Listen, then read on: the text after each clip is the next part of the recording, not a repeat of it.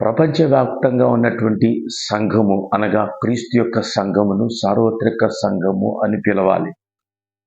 సార్వత్రికంగా ఉన్నటువంటి అంటే ప్రపంచవ్యాప్తంగా ఉన్నటువంటి లోకవ్యాప్తంగా ఉన్నటువంటి ఈ సంఘము క్రీస్తు తన స్వరక్తం ఇచ్చి కొన్ని సంపాదించినటువంటి సంఘం. ఈ సంఘమును పరిశుద్ధ గ్రంథము 3 రకాలుగా విభజిస్తూ ఉంది. ఈ 3 రకాలలో ఏదో ఒక రకానికి చెందినటువంటి విశ్వాసులుగా, సేవకులుగా తప్పనిసరిగా మీరు ఎందులో ఒక దానిలో మీరు చేర్చబడిన వారై ఉంటారు. మొదటిది మత్తయి సువార్తలో 7వ అధ్యాయంలో ఉన్నటువంటి మత్తయి సువార్త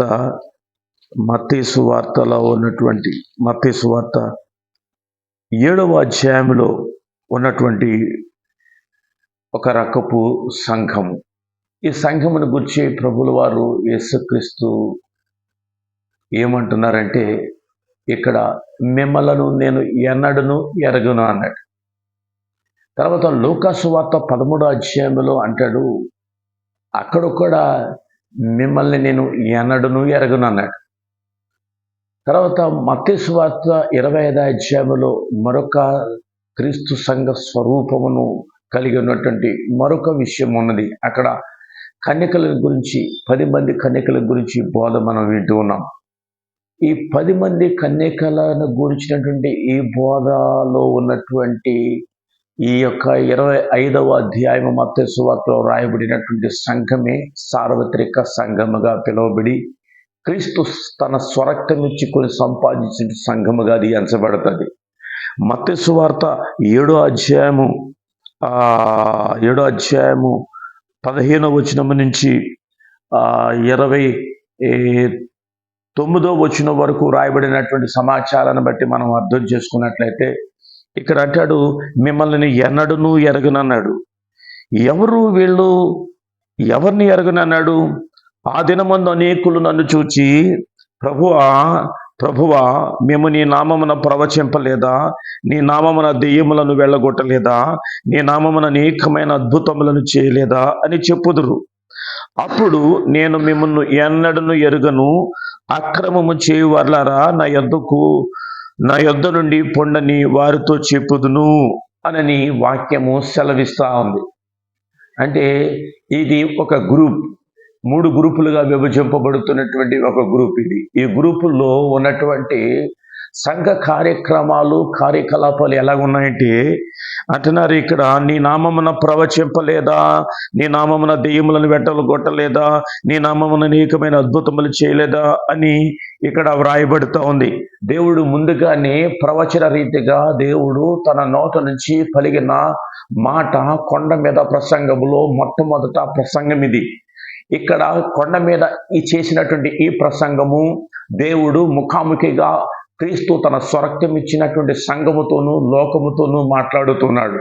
మునుపు మరి ఇశ్రాయేలుకు ప్రజలు ఐగుప్తు నుంచి మరి వెలుపలికి తీసుకొని వచ్చిన తర్వాత మోషే గారు కొండ మీదకి ఎక్కిపోయి వెళ్ళి మోషే గారు 2 రాతి పలకలు 10 ఆజ్ఞలు కలిగినటువంటి రాతి పలకలను దేవుని దగ్గర నుంచి తీసుకుని వస్తూ ఇశ్రాయేలులకు ధర్మశాస్త్రముగా అది ఇస్తూ ఉన్నాడు.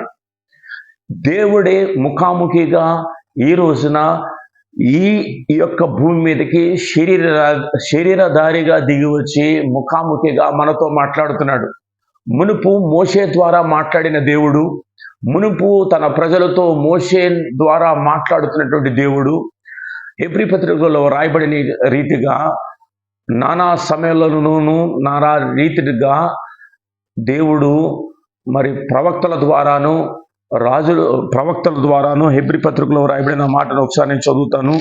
హెబ్రీ పత్రికలో 1వ అధ్యాయంలో ఈ రీతిగా వ్రాయబడింది. ఏమనంటే, పూర్వకాలమందు నానా సమయములలోను నానా విధములుగాను ప్రవక్తల ద్వారా మన పితరులతో మాట్లాడిన దేవుడు ఈ దినముల అంతమందు కుమారుని ద్వారా మనతో మాట్లాడెను అని వ్రాయబడింది. దీన్ని చాలా జాగ్రత్తగా మనం అర్థం చేసుకోవాలి. వాక్యాన్ని అనేక మంది దైవజనులు, ఉత్తమమైన దైవజనులు, నీతి కలిగినటువంటి దైవజనులు, పెద్ద దైవజనులుగా పిలువబడుతున్న వారు అనేక మంది వాక్యమును వక్రీకరించి బోధిస్తూ ఉన్నారు. అది చాలా దురదృష్టకరం. ఎందుకంటే సంఘము నాకు అనేక మంది వ్యక్తులు చాలా ఇబ్బందికరంగా మరి నేటి దినాల్లో ఈ యొక్క దుర్బోధలు కొనసాగుతూ ఉన్నాయి. దేవుని వాక్యము మనకి స్పష్టంగా బోధించుతున్నటువంటి సమాచారాన్ని మీరు విశ్వసించాలని యేసుక్రీస్తు నామములో మిమ్మల్ని నేను కోరుకుంటున్నాను. తన స్వరక్తము అంటే సిలువలో అనగా తలలో ముండ్ల కిరీటము, కాళ్ళు చేతుల మేకులు, కొరడా దెబ్బలు, చేర్చబడిన శరీరము, బలిపు పోట్లు, ఆకాశానికి భూమికి మధ్యలో బలియాగం అవ్వడానికి మునుపు యేసయ్య కొండ మీద మనతో ముఖాముఖిగా మాట్లాడుతున్నాడు. ఈ నా మాటలు విని బండ మీద తన ఇంటిని కట్టుకునే వాడు అని అంటున్నాడు. ఏ బండ మీద కట్టబడాలి? క్రీస్తు అనే బండ మీద మన ఇంటిని మనము కట్టుకోనాలి. మన సొంత గృహమును కానీ, అంటే మనము మన కుటుంబము అనేటువంటి ఒక గృహాన్ని కానీ, లేక దేవుడు నివాసం ఉండేటువంటి మన హృదయముగా ఆయనను నివాసముగా చేసుకునేటువంటి ఇంటిగా కానీ మనము కట్టబడాలి అని అంటే వాక్యమును తప్పనిసరిగా మనము అనుసరించవలసిన వారమై ఉన్నాము. మీకు ఈ విషయము స్పష్టంగా అర్థం కావాలని దేవుడిని నేను ఎంతో కోరుచూ ఉన్నాను. ఈ రీతిగా దేవుని వాక్యము దేవుడు కొండ మీద ఆ యొక్క ప్రసంగంలో మొట్టమొదట ముఖాముఖిగా తన జనులతో మాట్లాడుతున్నటువంటి మాటలు ఇవి. మిమ్మల్ని ఎన్నడూను ఎరగనన్నాడు. అర్థమవుతుందా మీకు? దేవుని మాటలు చాలా చక్కగా అర్థం చేసుకోవాలని మనవి చేస్తున్నాను. అలాగే లోకాసు వార్తలో ఉన్నటువంటి సమాచారాన్ని కూడా మీకు చదివి వినిపించాలని ఆశపడుతున్నాను. లోకాసు వార్త 13వ అధ్యాయంలో ఈ రీతిగా వ్రాయబడి ఉంది. 13వ అధ్యాయంలో 13వ అధ్యాయం 22 నుంచి 30 వచనం వరకు వ్రాయబడిన విషయాలను మనము అర్థం చేసుకున్నట్లయితే 26వ వచనాన్ని మీకు నేను చదువుతాను. ఆయన మీరెక్కడ వారు మిమ్మల్ని ఎరుగనని ఉత్తరము మీతో చెప్పును. అందుకు మీరు నీ సముఖమందు మేము తిని త్రాగుచుంటమే, నీవు మా వీధులలో బోధించితివే అని చెప్పు సాగుదురు అని వ్రాయబడింది. అంటే మనము మత్తయి సువార్తలో రాయబడిన సమాచారము, నీ నామమును ప్రవచింపలేదా, నీ నామమున మరి దెయ్యములను వెళ్ళగొట్టలేదా, అద్భుతాలు చేయలేదా అంటే అద్భుతాలకు ప్రాధాన్యత ఇచ్చేవారు, భాషలకు ప్రాధాన్యత ఇచ్చేవారు, ప్రవచనాలకు ప్రాధాన్యత ఇచ్చేవారు. వీళ్ళకి దేవునికి ఏమి సంబంధం లేదు.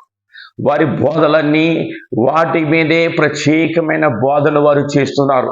ప్రవచనాల గురించి చెప్తా ఉన్నారు, భాషల గురించి చెప్తా ఉన్నారు, అద్భుతాల గురించి చెప్తా ఉన్నారు, అద్భుతాలు చేస్తా ఉన్నారు, ప్రవచనాలు చెప్తా ఉన్నారు. మరి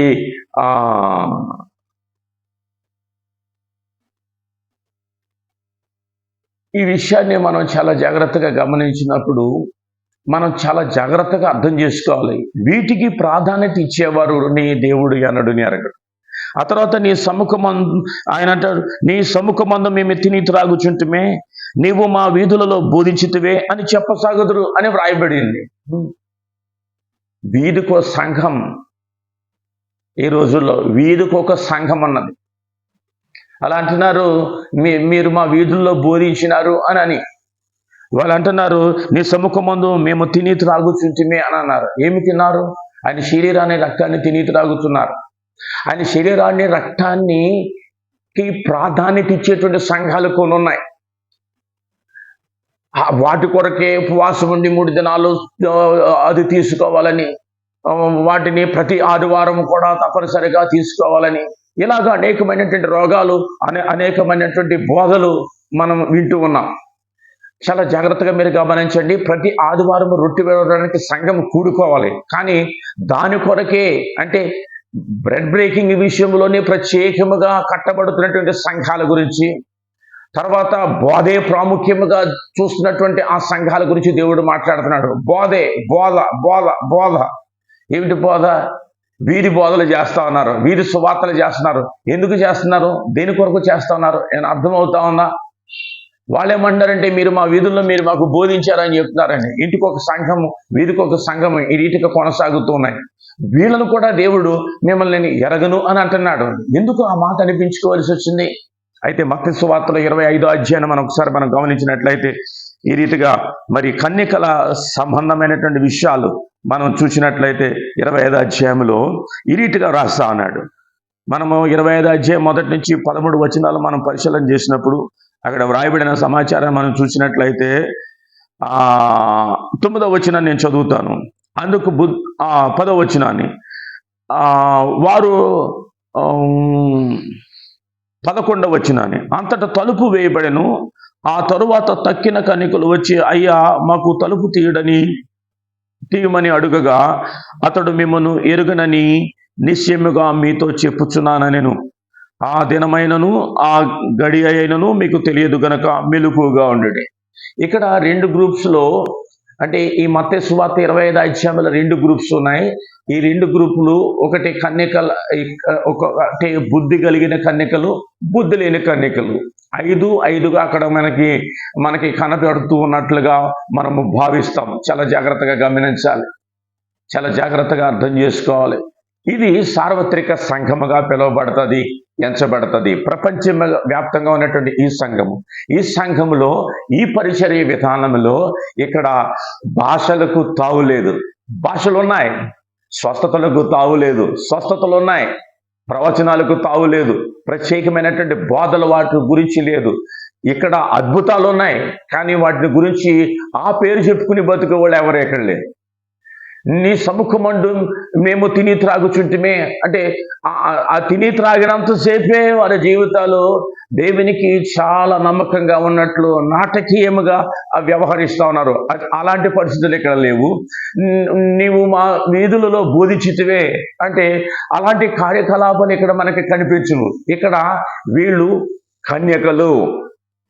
కన్యకలు, చాలా జాగ్రత్తగా అర్థం చేసుకోవాలి. కన్యకలు, ఈ కన్యకలలో 1 బుద్ధి కలిగిన వారు, 2 బుద్ధి లేని వారు. ప్రపంచవ్యాప్తంగా 3 రకాలుగా విభజింపబడినటువంటి 3 పరిచర్యల విధానం ఇది. ఇందులో ఈ 25 అధ్యాయంలో మత్తయి సువార్తలో రాయబడినదే సార్వత్రిక సంగమనకు అనుకూలమైనటువంటి పరిచర్యగా మనం చాలా జాగ్రత్తగా మనం గమనించాలని మీకు మనం చేస్తా ఉన్నాం.